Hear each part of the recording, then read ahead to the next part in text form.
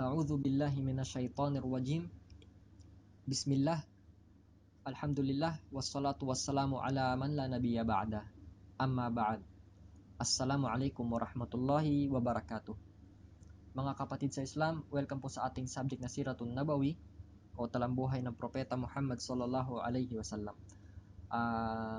Bago tayo pumunta dun sa mismong talambuhay ng Propeta Muhammad sallallahu alaihi wasallam, ay mas mainam na talakayin muna natin ang mismong kahulugan ng sirah, ng salitang sirah, at ano ba yung mga kabutihan na nakapaloob sa pag-aaral ng sirah.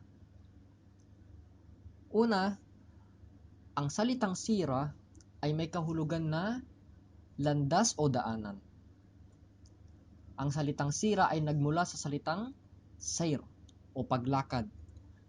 So sa Arabic, pag sinabi mong Sara Fulan o Sara Abdullah, ang kahulugan niya ay naglakad si Abdullah o naglakad si Fulan. Okay? At ang salitang sira sa dictionary siya ay may kahulugan na conduct, demeanor, behavior, way of life, attitude, at biography. So lahat 'yun ay nakapaloob sa salitang sira. Even yung attitude ng isang tao, yung pamamaraan niya ng buhay, yung conduct niya, yung attitude, yung behavior niya, yun ay considered as sira. Okay? At ang salitang sira ay hindi necessarily talambuhay ng Propeta Muhammad sallallahu alaihi wasallam. Okay? So pwede mong sabihin na siratu Abi Bakar, siratu Umar, siratu Ali, siratu Musa. Okay? At yun ay tamang mga salita. Hindi necessarily talambuhay ng Propeta Muhammad sallallahu alaihi wasallam pag sinabi mong sira. Of course, sa panahon natin ngayon ay nagamit siya ng at siya ay naidikit na mismo sa talambuhay ng Propeta Muhammad sallallahu alaihi wasallam. Pangalawa, ano ang mga fadail ng pag-aaral ng talambuhay ng Propeta Muhammad sallallahu alaihi wasallam? Una, ang pag-aaral ng sirah ay kahalintulad ng pag-aaral ng history ng Islam. So ang buhay ng Propeta Muhammad sallallahu alaihi wasallam, ito mismo yung history ng relihiyon natin. Sinabi ni Muhammad ibn Sa'ad ibn Abi Waqqas, ito ay anak ni Sa'ad ibn Waqqas, isa sa mga napangakuan ng Jannah. Sinabi niya, ang aming ama na si Sa'ad ibn Abi Waqqas, tinuturuan niya kami ng talambuhay ng Propeta Muhammad sallallahu alaihi wasallam at sinasabi niya, ito ang tradisyon, pamamaraan ng inyong mga ama, kaya ito ay aralin niyo. At ang sira ng Propeta Muhammad sallallahu alaihi wasallam ay tinatawag din itong maghazi o mga battles o mga labanan, sapagkat sa bandang huling yugto ng buhay ng Propeta Muhammad sallallahu alaihi wasallam ay ito ay nagamit sa mga digmaan. Sinabi din ni Ali ibn Hussein ibn Ali ibn Abi Talib, ito ay apo ni Ali ibn Abi Talib, kami ay tinuruan ng sira, kami ay tinuturuan ng sira katulad kung papaano kami tinuturuan ng Quran. Ganun na lang kahalaga yung sira sa kanila, sapagkat totoo naman, ang buhay ni Musa alayhi salam, ni Isa alayhi salam, ni Ibrahim alayhi salam at ng ibang mga anbiya, matatagpuan natin to sa Quran. Pero ang talambuhay ng Propeta Muhammad sallallahu alaihi wasallam, although merong ilang pigments of sirah ng Propeta Muhammad sallallahu alaihi wasallam sa Quran, pero hindi siya ganun kadami. At ang susunod na paraan, logical way para matutunan ang talambuhay ng Propeta Muhammad sallallahu alaihi wasallam ay aralin lang ang sirah. Pangalawa, sa mga fadail ng pag-aaral ng sirah ng Propeta Muhammad sallallahu alaihi wasallam ay ang pagdevelop ng pagmamahal sa Propeta Muhammad sallallahu alaihi wasallam. Sa isang hadith, sinabi niya, la yu'minu ahadukum hatta akuna ahabba ilayhi min walidihi wa waladihi wan nasi ajma'in. Sabi ng Propeta Muhammad sallallahu alaihi wasallam,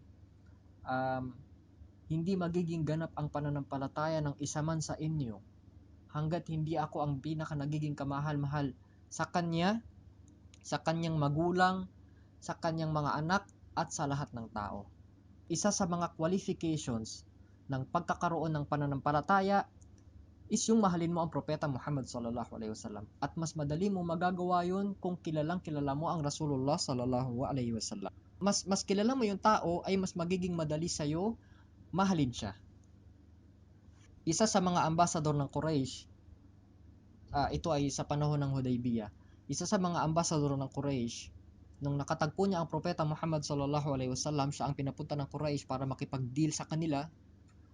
Nung bumalik siya sa mga Quraysh, sabi ng lalaking ito, nakatagpo ko ang Roman Emperor, nakatagpo ko ang Persian Emperor, ang Najashi ng Abyssinia, pero hindi ako nakakita ng isang leader na minamahal at nirespeto ng kanyang mga tagasunod katulad ng pagsunod ng mga sahaba kay Muhammad sallallahu alaihi wasallam.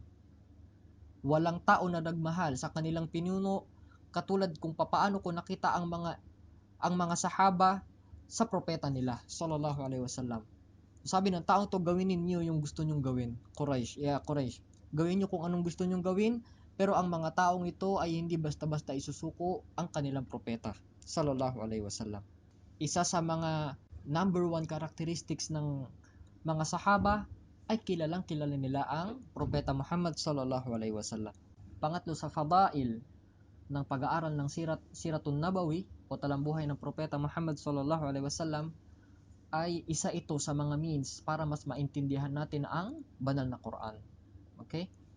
Dahil sa Quran, hindi lang tayo pwedeng basta bato ng mga ayat. Okay? So meron tayong mga tinatawag na sababun nuzul, okay? Which means dahilan kung bakit ipinadala ni Allah ang particular na aya. Of course, may mga ilang aya na walang sababun nuzul at ina-apply sila ng mga tao in general. Pero meron ding mga aya na kailangan mo maintindihan na ang specific circumstance kung bakit na kinapalooban ng propeta Muhammad sallallahu alaihi wasallam kung bakit siya ipinababa ni Allah subhanahu wa ta'ala. Katulad sa suratul Kafirun, marami sa mga Muslim hindi sila motivated magdawa at ang lagi nilang slogan ay lakum dinukum waliyadin. Sa inyo ang relihiyon namin, sa inyo ang relihiyon ninyo at sa amin ang relihiyon namin. Ang aya na ito, siya ay pinababa ng ang propeta Muhammad sallallahu alaihi wasallam ay inaaya ng mga Quraysh bilang last resort nila dahil hindi nila mapigilan ang paglaganap ng Islam. So ang mga Quraysh bilang last resort, wala na tayong magawa talaga. Ang ginawa nila, inaya nila ang propeta Muhammad sallallahu alaihi wasallam sa isang deal. Ang sabi ng mga Quraysh, Muhammad, magpalitan tayo ng Diyos. Isang taon sambahin mo yung mga Diyos-Diyosan namin, ikaw lang, sasamba naman kami kay Allah subhanahu wa ta'ala nang siya lang. Magtatawhid kami at ang kapalit ay magsyirka. Ikaw lang, kapalit naming maraming mga tao. So, kung titignan natin, parang magandang deal ito para sa propeta Muhammad sallallahu alaihi wasallam dahil siya lang ang consequence, siya lang ang gagawa ng hinihingi ng Quraysh at ang consequence magtatawhid ang maraming Quraysh. Pero hindi. Si Allah subhanahu wa ta'ala ay pinababa niya ang mga aya ng suratul Kafirun na sinasabi, Qul ya ayyuhal kafirun. Sabihin mo Muhammad sallallahu alaihi wasallam, o kayo mga hindi mananampalataya, hindi ko sinasamba ang inyong sinasamba at hindi niyo sinasamba ang sinasamba ko. At sa huli, katulad ng alam natin, sinabi ni Allah subhanahu wa ta'ala, lakum dinukum waliyadin. Sa inyo ang relihiyon nyo at akin ang relihiyon ko. So itong specific na circumstance, doon mo pwede i-apply itong aya na ito. Pero kung hindi ka naman pinipilit, hindi ka naman binibigyan ng deal ng mga tao, ay hindi ito ang dapat i-apply. At binigyan tayo ng dangal ni Allah subhanahu wa ta'ala nang sinabi niyang, kuntum khayra ummatin ukhrijat linnas ta'muruna bil ma'ruf wa tanhauna 'anil munkar.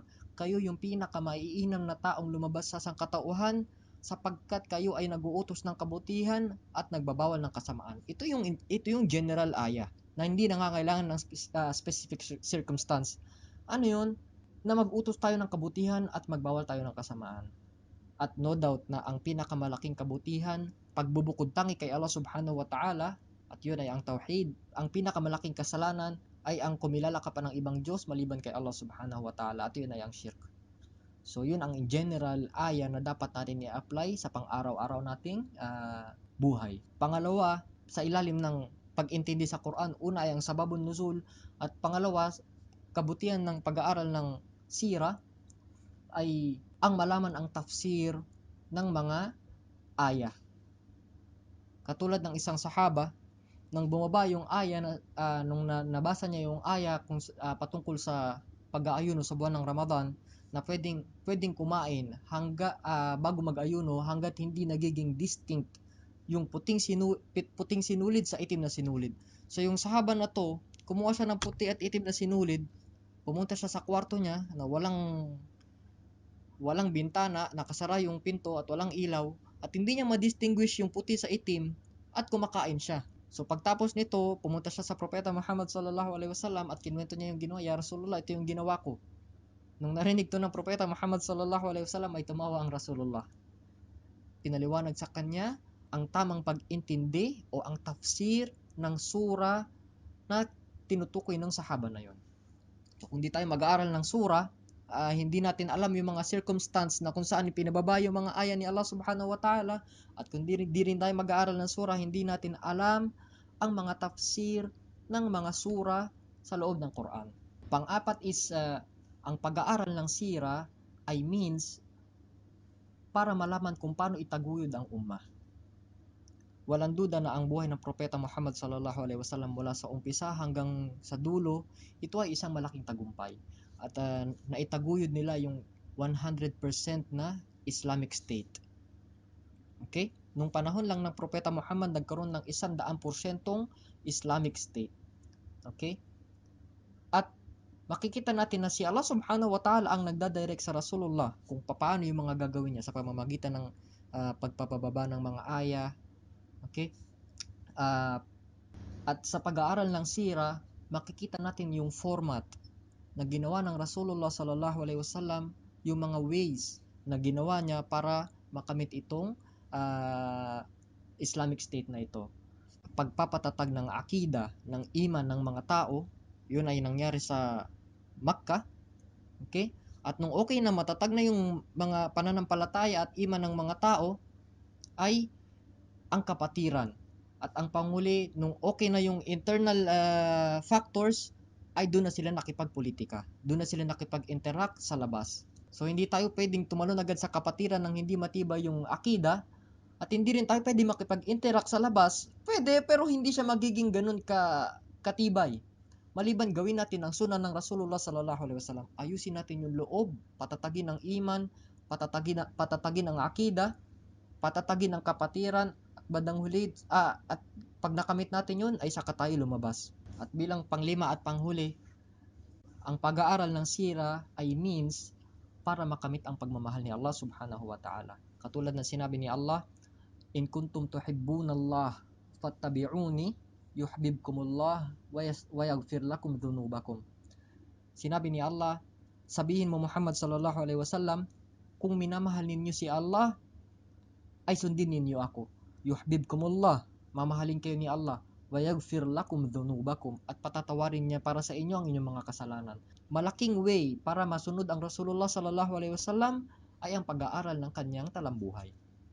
So ito yung ilan sa mga gusto natin talakayin before tayo tumalon sa mismong talambuhay ng Propeta Muhammad sallallahu alaihi wasallam. Wa jazakumullahu khairan wa sallallahu ala nabiyyina Muhammadin wa ala alihi wa sahbihi ajma'in. Assalamualaikum warahmatullahi wabarakatuh.